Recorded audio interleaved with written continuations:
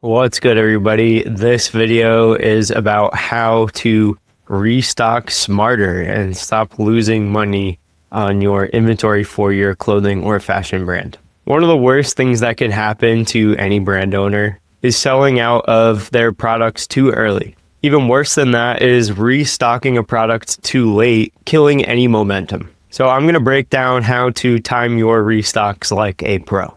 Here's the real cost of bad restocking decisions. Example 1, a brand restocks too late after a product sells out.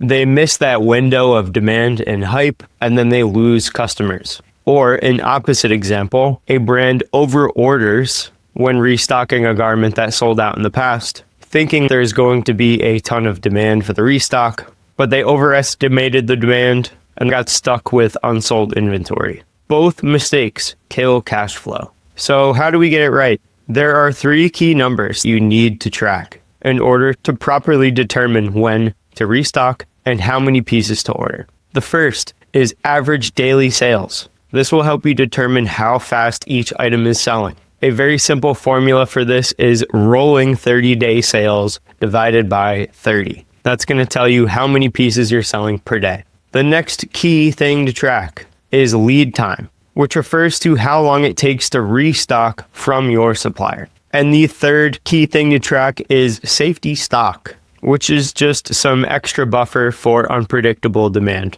You can add more buffer stock for fast sellers or less buffer stock for slow movers. But not all products should be restocked at the same level. Some products sell much slower than others. Some products are much more expensive and you don't order as many of those pieces. For example, my brand put out a luxury bomber jacket that was a much higher price point than the majority of the pieces on my site. I manufactured less of that luxury bomber jacket because of the higher price point. There was less demand and that piece moved slower. I couldn't just place a restock order for that jacket at the same time as a restock order for t-shirts, for example, because I'm ordering more t-shirts at a time and restocking them more frequently. Here's the smart way to set restock triggers for different products. I break products into 3 categories: best sellers, steady sellers, and slow movers. For best sellers, you're going to want to keep demand momentum.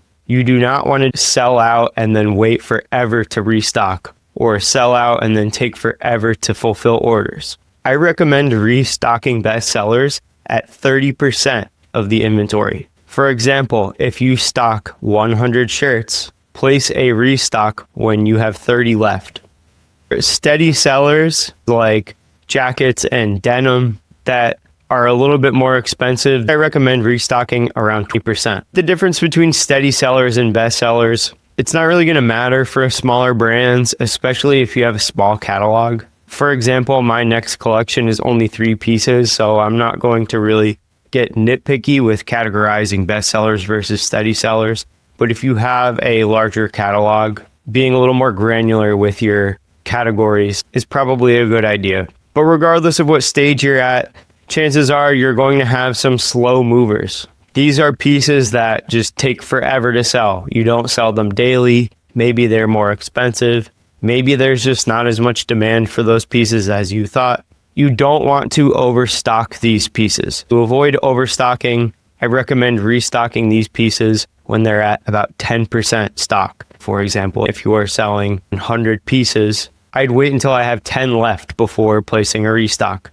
But if that piece is really slow moving, I might not even restock it. I might just put that time and energy into creating a new piece. There are 3 very common restocking mistakes that you want to avoid at all costs. One is having the same reorder rule for all products. This will lead to overstocking products that don't have as much demand. 2 is restocking without checking sales trends. Your data in the back end of your Shopify will show you patterns and trends based on your customers, what they like, what they're purchasing, what they're maybe adding to cart but not purchasing. Analyzing those sales trends is going to give you a much better idea of when you should restock and how many pieces you should restock. And the third common restocking mistake is not factoring in supplier delays. For example, Chinese New Year. During Chinese New Year, my suppliers, both my garment supplier and my packaging supplier stopped working for almost a month. So for fall winter collections, I needed to shift my schedule and push everything 2 to 3 weeks earlier than I was anticipating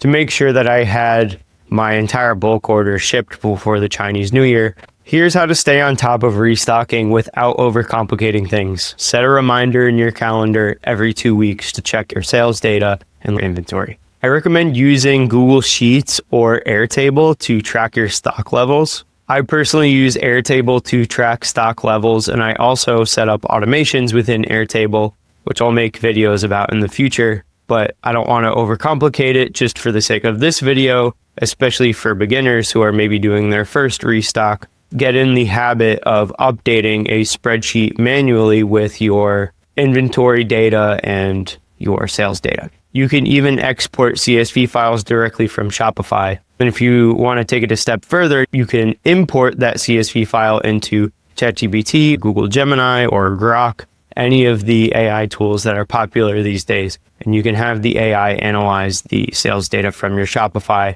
and give you insights on when to restock based on data and numbers. I plan on making a YouTube video about a custom GPT that will analyze sales data. So like and subscribe if you want to see that. To recap, track your average daily sales, track your lead times, and get full transparency and clarity from your supplier so you know how long it's going to take to manufacture and ship your inventory and packaging. Analyze your sales data to see how much safety stock or buffer stock you might need to anticipate unpredictable demand. Let me know in the comments, do you struggle more with running out of stock or over ordering stock? I'd love to hear more, especially if you are a brand owner. Let me know about your brand. I'll check it out. I also launched this week a brand new free Skool community where I host all my free resources. And I also link to some paid resources if you are in the market for that type of thing. There's also a link where you can book a call with me. We can discuss your brand and diagnose some roadblocks that are holding you back. I'm going to be giving away a surprise for the first 100 Skool members for Brand OS. Be sure to join if you want to get that surprise. I will see you in the next video.